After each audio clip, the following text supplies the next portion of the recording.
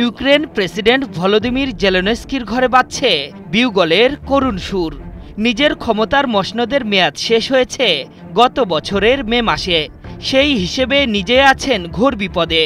নিজের বিদায় ঘণ্টা বেজে উঠলেও রাশিয়ায় পুতিন শাসনের অবসান ঘটাতে পশ্চিমা মিত্রদের আহ্বান জানিয়েছেন জেলেনস্কি।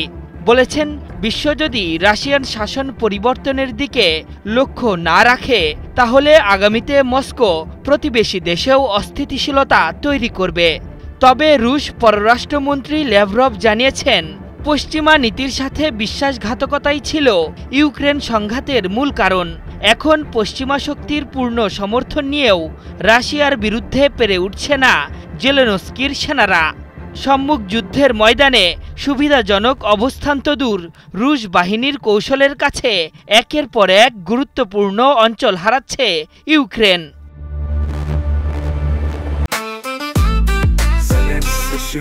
জেনেক্সে শিফট করো, লাইফকে লিফট করো। হেলসিঙ্কি চুক্তি স্বাক্ষরের 50 বছর পূর্তি উপলক্ষে বৃহস্পতিবার আয়োজিত এক সম্মেলনে জেলেনস্কি বলেছেন, রাশিয়াকে এই যুদ্ধ বন্ধ করার জন্য চাপ দেওয়া যেতে পারে, কিন্তু বিশ্ব যদি রাশিয়ান শাসন পরিবর্তনের লক্ষ্য না রাখে তাহলে যুদ্ধ শেষ হলেও মস্কো প্রতিবেশী দেশগুলোকে অস্থিতিশীল করার চেষ্টা করবে। মস্কোয় পুতিন শাসনের অবসানের পাশাপাশি বিশ্বের বিভিন্ন দেশে থাকা রাশিয়ার আর্থিক সম্পদ বাজেয়াপ্ত করারও আহ্বান জানিয়েছেন জেলেনস্কি। এদিকে ইউক্রেনীয় প্রেসিডেন্ট জেলেনস্কির আইনি কর্তৃত্ব নিয়েও উদ্বেগ প্রকাশ করেছে মস্কো।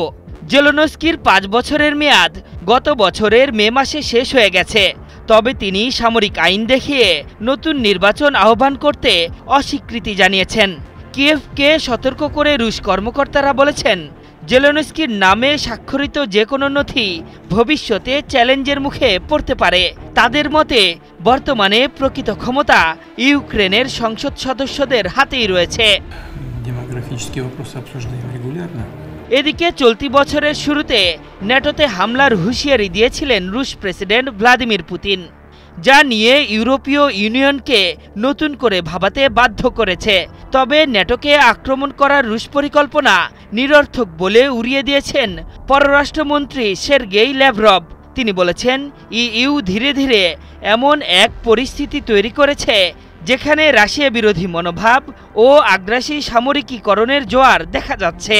রুশ প্রেসিডেন্ট ভ্লাদিমির পুতিন অভিযোগ করে বলেছেন, পশ্চিমা রাষ্ট্রগুলো তাদের জনগণকে বিভ্রান্ত করছে যাতে অতিরিক্ত সামরিক বাজেটকে ন্যায়সঙ্গত দেখানো যায়, সেই সাথে নিজেদের অর্থনৈতিক ব্যর্থতা ঢেকে ফেলা যায়। আশরাফুল ইসলাম, ৭১।